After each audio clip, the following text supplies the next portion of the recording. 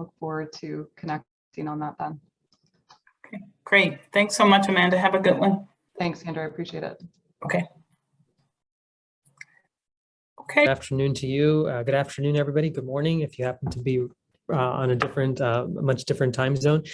So great to be with you this afternoon, and I am delighted to be able to spend some time with this group in particular to talk about the new Directorate for Technology, Innovation, and Partnerships, and a little bit about our inspiration, if you will, for how we got to a new directorate, why now, what would be the mission and the vision of this directorate, how does it align with NSF as a whole, and then talking a little bit about some of the functions of the directorate, as well as some of the programmatics that we have that align with those functions.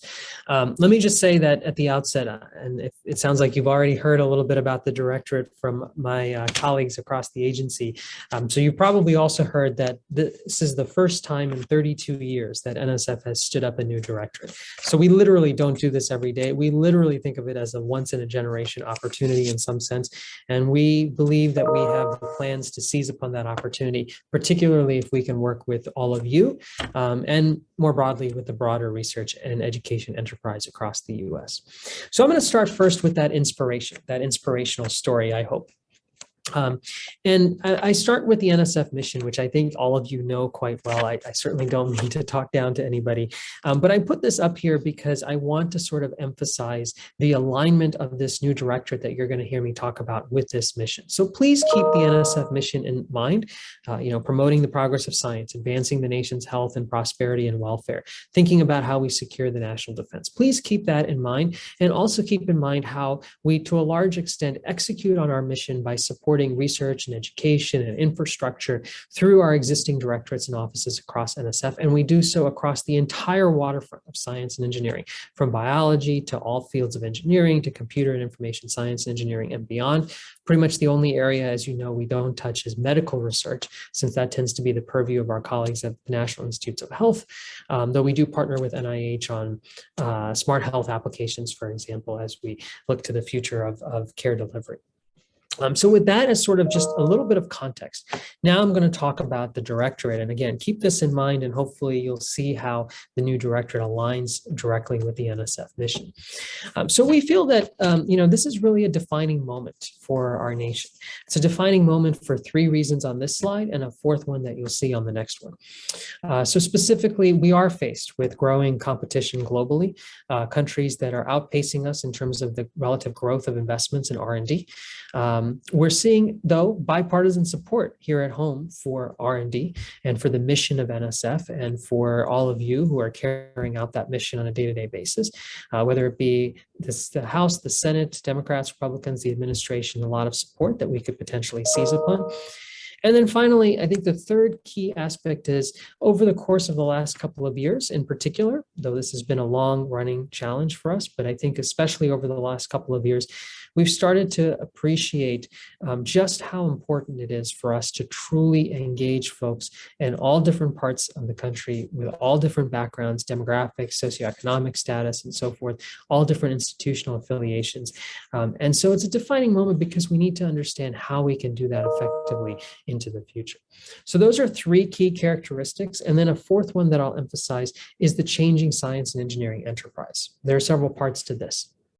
I think many of you would agree that when we think about the pace of discovery, regardless of the field or the sector that you're in, that pace of discovery has accelerated dramatically over just the course of the last decade because of access to unprecedented amounts of data coming off of our sensors, access to emerging technologies like machine learning that allow us to be able to really extract out meaningful insights and inform decision-making based off of those data. We're also seeing tremendous interest on the part of early career researchers to think about how they come into STEM with the express purpose of being able to do work that contributes to broader positive societal impact. I think that is more true today even than it was a couple of years ago, in large part because of the pandemic and how some of today's students have witnessed firsthand the benefits of science and engineering in terms of contributing to an understanding of the virus and eventually contributing to some of the vaccines that we have. And then finally, when we think about where STEM talent is today, I would argue that more so than 10 years ago, more so than 20 years ago, it's much more distributed. Not just folks in academia, PhDs in academia, but thinking about folks at all levels, bachelor's, master's, associate's degrees, K through 12, and thinking about folks who go not just into academia, but into industry, nonprofits and foundations and state, local and tribal governments, civil society, and so forth. And so how do we bring that ecosystem together to really leverage partnerships and create the blended teams that bring shared expertise to the table to help address some of our foremost science and engineering challenges? So those are four key dimensions of this pivotal moment that we face. And we feel that we have an ability to meet that moment with a bit of an intentional focus on a part of something that has always been NSF's mission space. So for 70 plus years, we have supported research that stretches across the top half of this chart, from pure basic discovery-oriented, curiosity-driven research to more use-inspired, solution-oriented basic research across that spectrum. For example, last week, many of you probably saw the news about the Event Horizon Telescope and the discovery of the black hole in the Milky Way galaxy. Pure basic discovery that in many ways was made possible by new technologies and innovation over the years and more use-inspired work. At the same time, we have invested in use-inspired research in the form of the response to the pandemic. Shortly after COVID-19 became a reality for us here in the US, NSF invested several hundreds of millions of dollars in research that helped understand the disease and its spread, including research that modeled the spike protein on the virus that causes it to be so effective in penetrating our immune systems, and helped lead to some of the vaccines that we saw as well. So we've been in the top half of this chart for many, many, many years of our existence. We don't spend a lot of time in the pure applied research space, since that tends to be the purview of our colleagues in other agencies in the federal government and in private industry as well. But we also have a role in this third dimension around translation and innovation, really thinking about how the research that we support can be translated to the market and to society more generally. In fact, NSF pioneered the SBIR program more than 30 years ago now, more than 40 years ago now, in the 1970s, pioneered the SBIR program. We also pioneered the I-Corps program more than a decade ago as well. So we've been in the top half and in that third dimension around translation and innovation. And in terms of meeting that moment, we see an opportunity to really hone in on a focus around use-inspired basic research and translation and innovation. Now, I want to stress, it doesn't mean we're going to stop doing pure basic research. By no means does it mean that.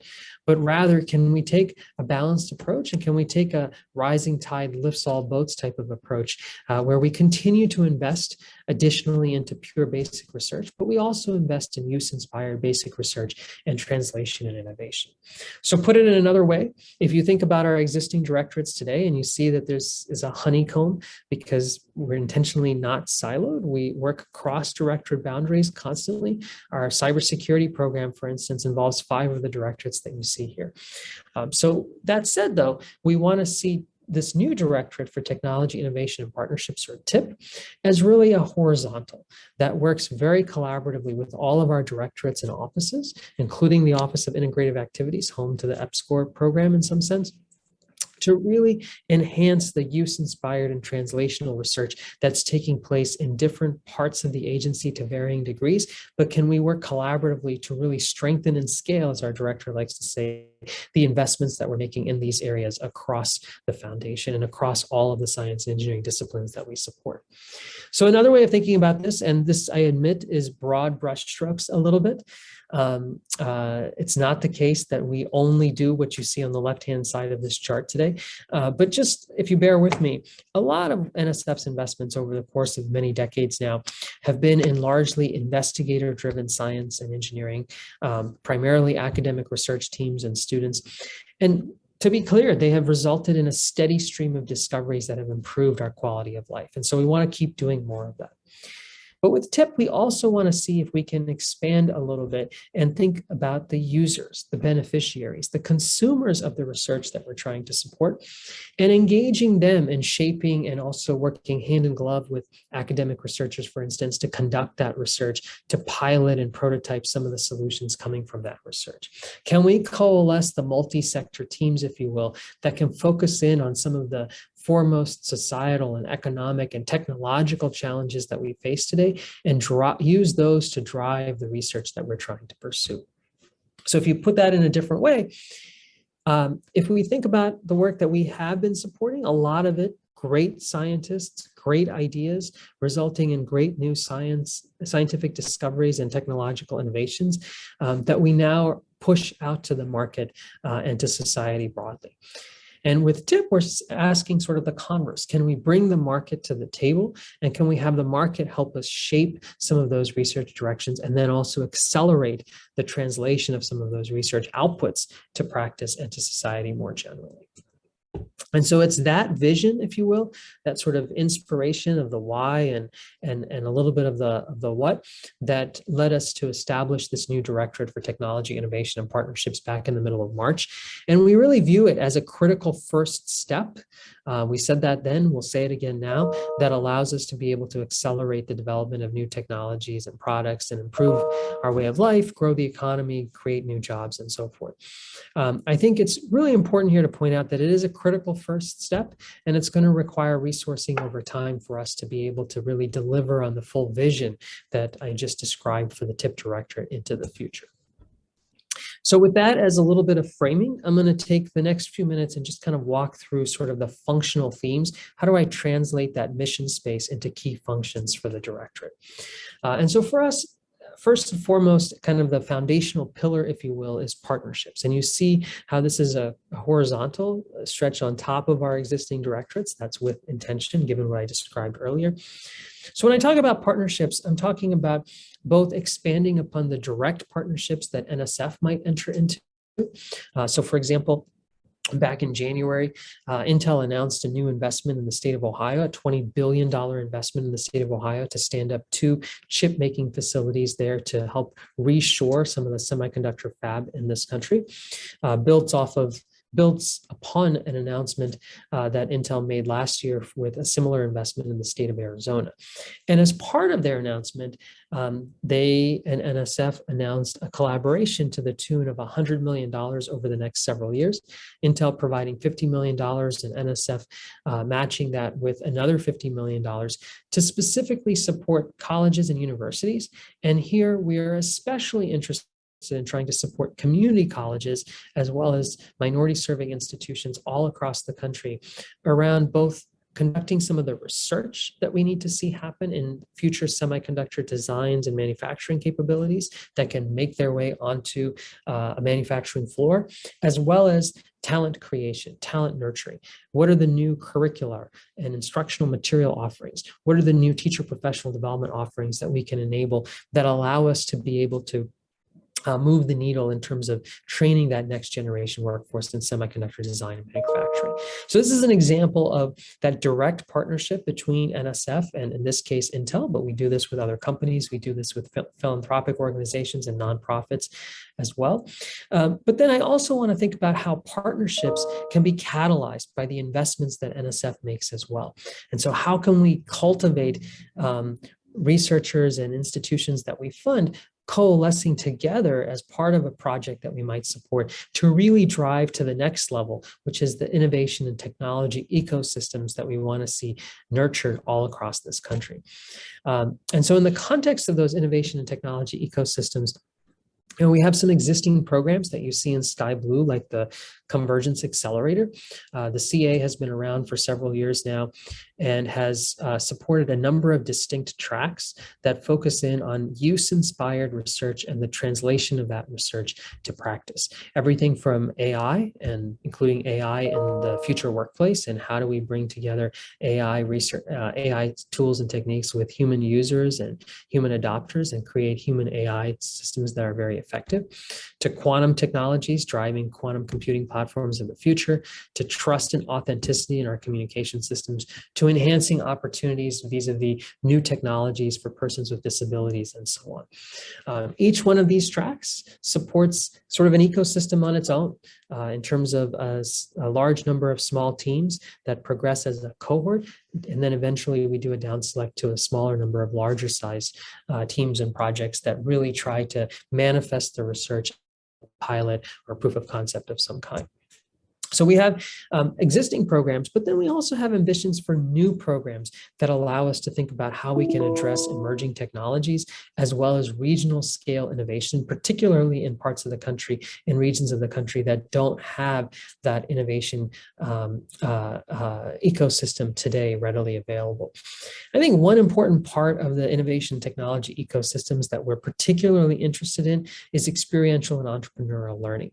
How do we provide students with the practical experiences that complement their in-classroom training so that they can be better prepared for the diversity of jobs of the future on day one, and maybe even see some of those practical experiences lend themselves to potential future jobs on their own, working as an intern at a company, and that leads to a job with that company once you attain your degree.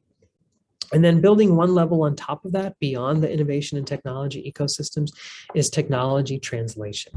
Thinking about the new science and technology discoveries coming out of those ecosystems, how do we translate those into practice? And here you see 3 existing programs that are being repositioned into the Directorate: EPSCoR, PFI, and SBIR. The EPSCoR program, which provides entrepreneurial education, helps researchers and students understand the market fitness and do customer discovery and understand market fitness for their concept. Partnerships for innovation, that allows folks to be able to do that initial partnering with companies and licensing with companies to start to harden and mature their technologies. And SBIR STTR, the Small Business Innovation Portfolio, that allows our researchers and students to really pursue and de-risk deep tech ventures as we try to take concepts to market. So the existing lab to market platform that we are repositioning into TIP is one that we hope we will grow and expand upon, but we're also interested in the teal color here in innovative pathways as well. Innovative pathways of technology translation. It's not just about startups and small businesses. It's thinking about how research can have an impact on local communities, how research can potentially be translated into open source ecosystems, which in certain fields like wireless offer a competitive advantage over closed box approaches that we see in other countries. How some of the education research that we support can start to be translated and scaled at institutions of higher education or in K through 12 environments, so that we can have the impact with that education research that we'd like to see. So really thinking about the full spectrum, the full suite of lab to society implications that we'd love to see from the research that we're trying to support. So I hope that those 3 sort of functional attributes, partnerships, innovation and technology ecosystems, and technology translation, gives you a sense for the diversity of the functions of the Directorate that we have in mind. And then I'm going to spend the last little bit here talking about one particular investment in terms of a new program that we are pleased to be launching this month out of the Directorate, that I think, I hope will offer some relevance for all of you on this call in particular, and that we're really excited about in terms of trying to help expand innovation all across this country. And this is the NSF Regional Innovation Engines, or NSF Engines program. And I should actually thank all of you for being willing to be a part of this PI meeting today and meet with us today, when I know we scheduled a webinar somewhat inadvertently coincident with this earlier this afternoon from 1 to 3 this afternoon Eastern time. But the webinar will be available on demand, and I encourage those of you who are interested in the Engines program to check it out if you can. But the Engines program really is about trying to cultivate regional scale innovation ecosystems throughout the US. How do we address some of the major scientific and technological challenges that we face, while also addressing some of the societal and economic challenges that we face? So for example, on the diagram in the bottom of this chart, you see some examples of societal and economic challenges: climate change, equity, critical and resilient infrastructure. You can enumerate in those clouds your own societal and economic challenges, whether it be agriculture or energy or transportation and so forth. And each of those challenges motivates or inspires new research activities in AI or advanced manufacturing or advanced wireless or biotech and so forth. And as we have innovations in those areas, that also lends itself to offer new lenses in how we think about climate change or how we think about equity or how we think about critical and resilient infrastructure and beyond. So balancing those two is really important to us. Also important to us is thinking about the balance between technical innovation and geographic innovation. When I talk about that, I'm specifically talking about how the challenges that we've described can be variable from one part of the country to the other. With climate change, for instance, it manifests very differently on the West Coast and in the Southwest with droughts and wildfires than it does here on the East Coast with severe thunderstorms of the kind we had yesterday that create power outages and flooding and other kinds of natural disasters as well. So how do we strike that balance is very important to us. And so in many ways, the NSF Engines program is really an intentionally different approach. It's a different scale and magnitude of investment, up to $160 million over a 10-year horizon. It's about really that intentional engagement of a broad and diverse set of stakeholders in co-design and co-creation. It's a recognition that we have to have milestones, and not every engine necessarily is going to be funded all the way through for 10 years. And we need to provide sort of training to the full cohort of engines to be able to evaluate progress along the way. And success for us, candidly, looks a little bit different than a typical NSF research project, not exclusively focusing, for instance, on new publications and conference proceedings, but thinking more generally about the new technological outputs, the workforce outputs, the folks whom we're able to train, not just as researchers, but as practitioners and entrepreneurs and technicians and teachers and educators and so forth. So there is a little bit of a culture change here as we emphasize regional development and as we also emphasize this focus around thinking about that geographic and individual diversity dimension, which I think is really important to us with the Engines program. So I'll give you some point examples of successful innovation ecosystems today. I could have picked a number across the country. I've just highlighted 4 here. There's Pittsburgh and the robotics industry that's set up shop there. There's Nashville and the medical device industry around the hospital and the university there.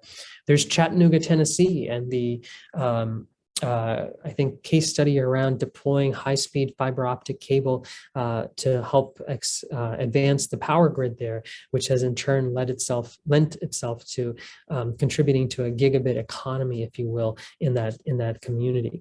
And there's Huntsville, Alabama, with the defense and aerospace industry around the Air Force Base there. So these are 4 point examples, and what we're hoping to see with the Engines program really is, can we expand that innovation all across the country, particularly in regions that maybe don't have a well-defined innovation ecosystem today?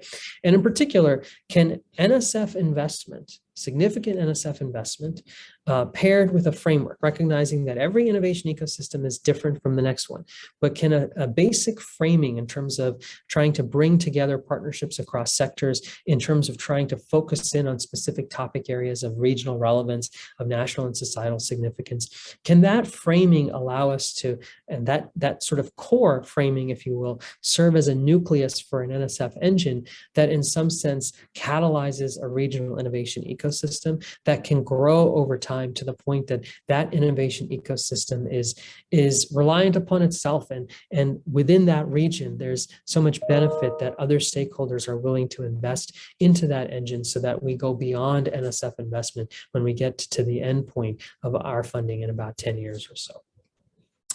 So that's the hypothesis, if you will, that we're trying to test with this program.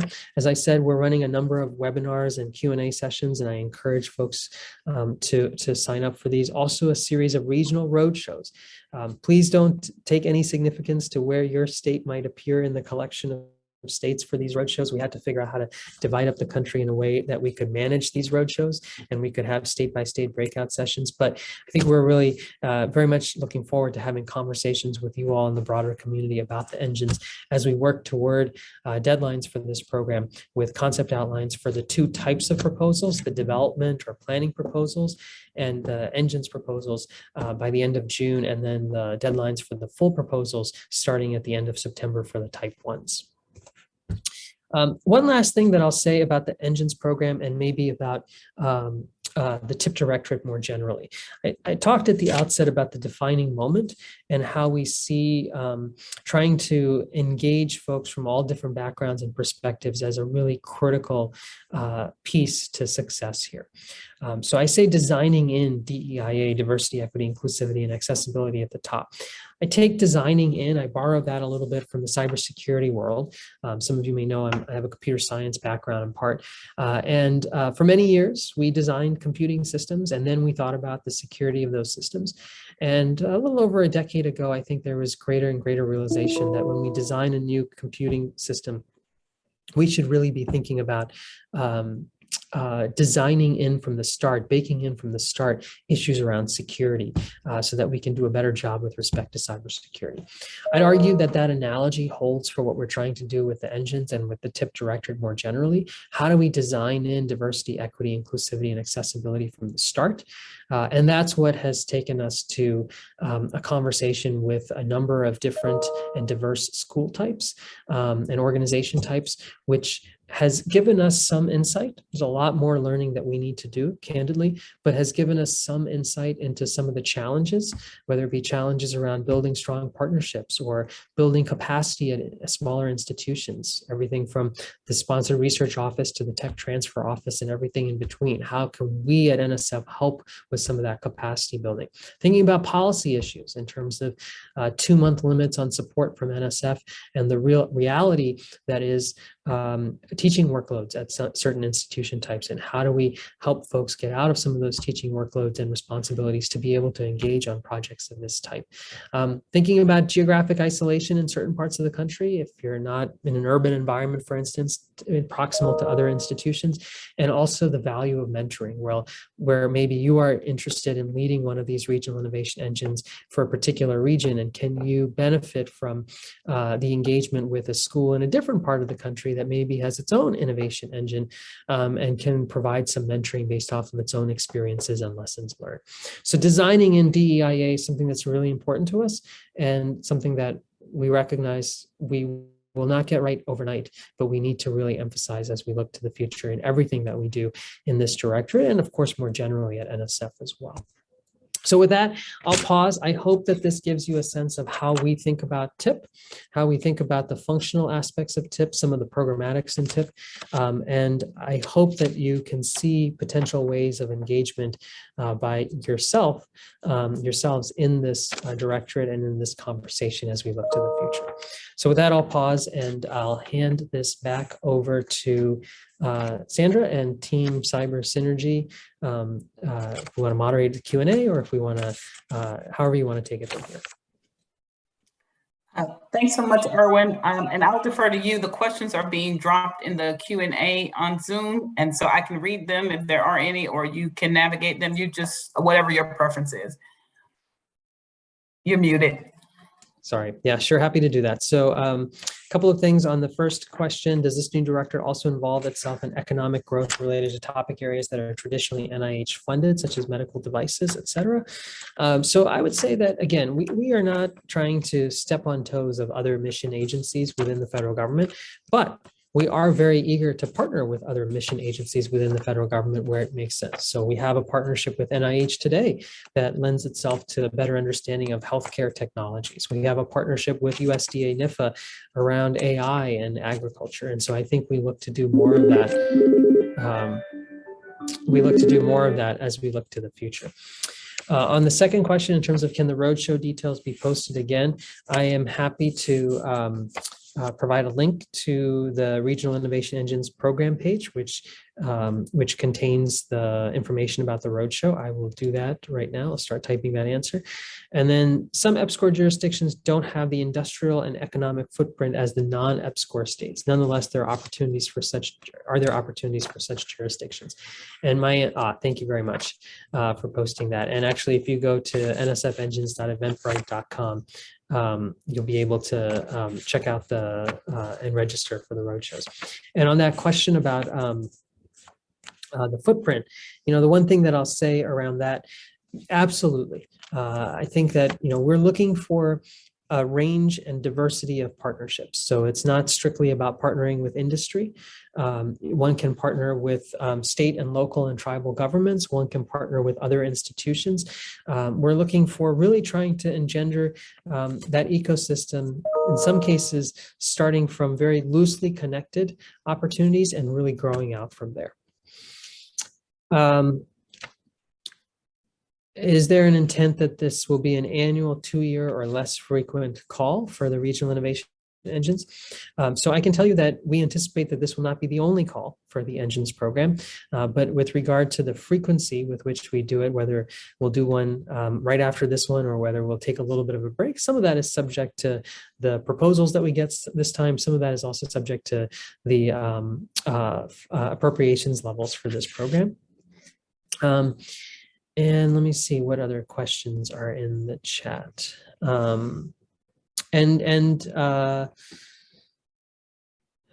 So some of the questions that are really focused on the engines around geographic connectivity and so forth, I would encourage you to please check out one of the